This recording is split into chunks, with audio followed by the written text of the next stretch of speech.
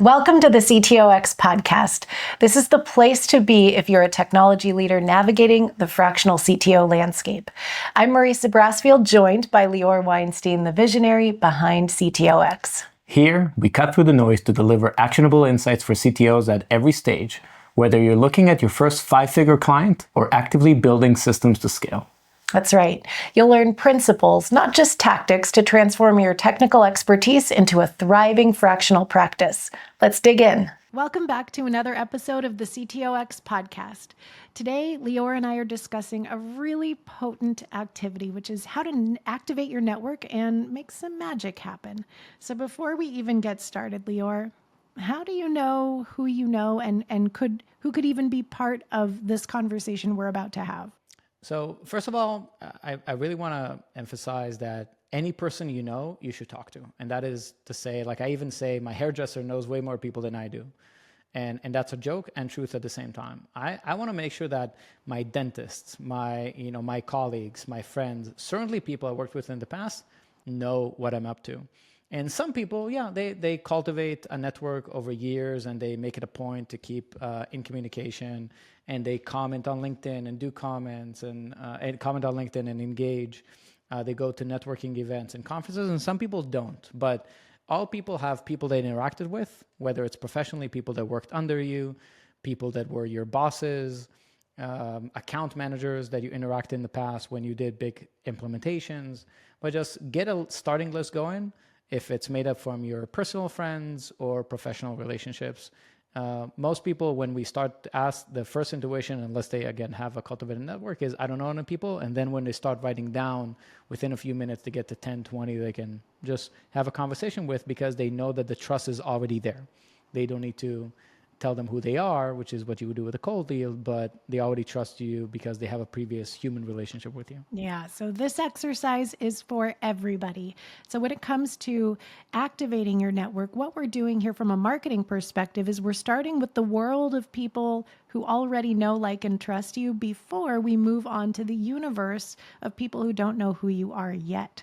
And so as you're listening, if you're making a list of those humans who are part of your past, the people you know, your chiropractor, your dentist, all these people that you encounter in the different places and spaces who might have themselves a robust network, or those connectors and multipliers in your midst who are always at the conferences and always on speaking on stages and always seem to have the right connections to proactively make, like, these are all great people to write down for this next exercise. And then what you do is you send them a simple, very short 3-line email. Hey, hope you've been well. Would love to catch up on a 15-minute call, see what you're up to, and share an exciting new project I'm working on.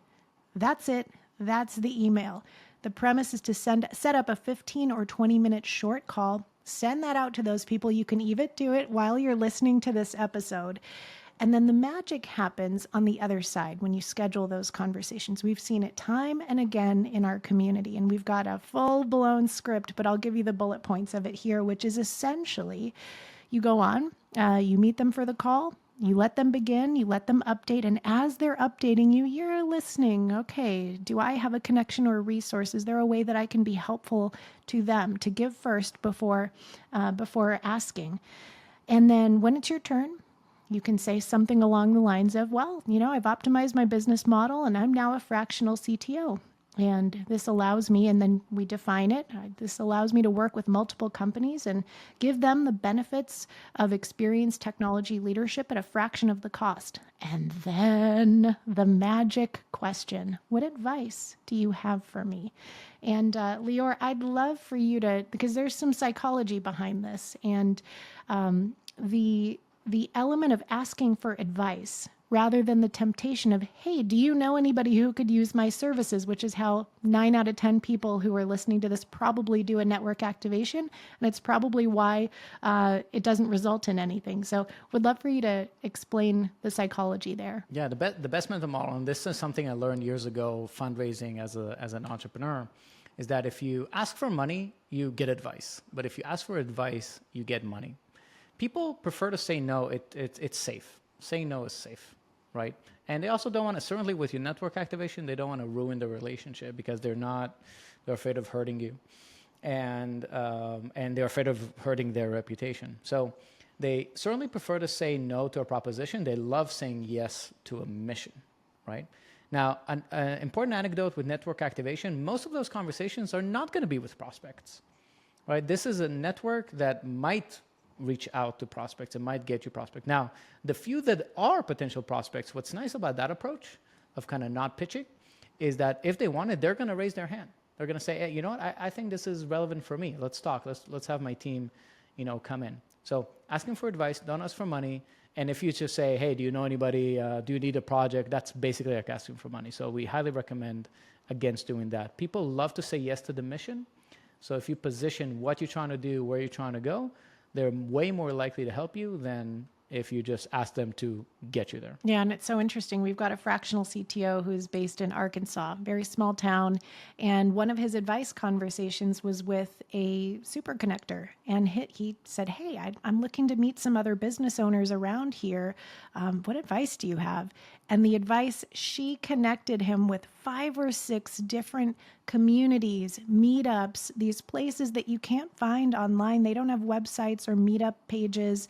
And immediately he got immersed into these local communities. So that's one potent opportunity. You mentioned another, which is, or outcome of this activity. You mentioned another, which is sometimes you're on the phone with somebody who you don't think of as a prospect, and now they're saying to you, actually, I could use your services. And then you schedule another conversation and have a proper sales conversation because you don't want to compress that into 15 minutes. But the other thing that we've found is for our CTOs who are running this network activation, using the protocol that we provide, for every 10 conversations they have, that naturally results in at least 3 more introductions, which is the sneaky byproduct of this that I love so much, is that you're almost like walking through a door and then more doors open that you ever imagined. And it's so interesting, especially for introverts who may be seeing this as a cold calling exercise. But we've seen it happen time and again, where for every 10 conversations, there's 3 more introductions to people, to business owners, and potentially to prospects that they hadn't ever considered. And it's a real sneaky one. I love it. Because you tee them up. So you do the conversation and you ask them at the end, who else should I talk to? Just ask them. It's a simple sign off. Who else should I talk to? If you ask who else should I talk to, once in a while you hit a super connector just like oil. You're like doubling the amount of meetings. But for every like 10 meetings, you're going to get those 2, 3 extra just because you asked that question. Oh, yeah. Yeah. And then, of course, there's the key. If they say, oh, you've got to talk to so-and-so, so-and-so, and they list off 3 or 5 names, make sure you're following up within 24 hours. Hey, you mentioned that you would introduce me. Follow up. Always follow up. Schedule the meeting in the meeting. Always, money's in the follow-up. Yeah. And it's one of those fun things where you've got to balance patience and diligence with the process, but also really use this as a long-term relationship building goal. And I know in CTOX, we recommend running a network activation exercise as often as every 3 months, if not more, because you're in conversation. And Lior, as we wrap today, I'd love for you to just share, any success stories you've seen in your life of maintaining the long view in these relationships and just having that quick touch base. And that's important, very important mindset to think relationship focused, not transaction focused, especially early on when you do network activations, because you're just starting that channel, if you will. You don't know. It's not like when you talk to people, certainly in the network context, that you don't know if they have a pain. Most likely they don't. But now that they're thinking about you, and we had other podcasts where we talk about the value of niche positioning and developing a menu. So now they have scaffolding. They know how to think about you. And now you're top of mind. So the next time their life kind of triggers and you're like, oh, I should call Lior because he can solve my problem. I think he does something like this. They're not going to remember the details, but they're going to remember enough so their mind is able to grab it and contact you. And we've seen so many of these seats come in where you have the conversation and you get a call back 2 months later, 3 months later, a year later, right? Just because they remember they had a positive conversation and they got just enough out of it to be able to think about you. So have patience with the process. Focus on delivering value. Don't just say, oh, the week failed because I have 10 meetings and I got no contracts. No, This is long-term sowing, and you don't know when you're going to reap it. Yeah, great point. So as you're listening, make a list of 10 or 15 people that you can reach out to for just a casual 15-minute update conversation. Run this strategy and see how it works out for you. That wraps up another episode of the CTOX podcast. We hope today's conversation gave you the tools and inspiration to advance your journey as a fractional CTO. And don't forget, if you want more in-depth support or to connect with our community of fellow fractional CTOs, visit us at ctox.com. Thanks for tuning in, and we'll catch you next time on the CTOX podcast.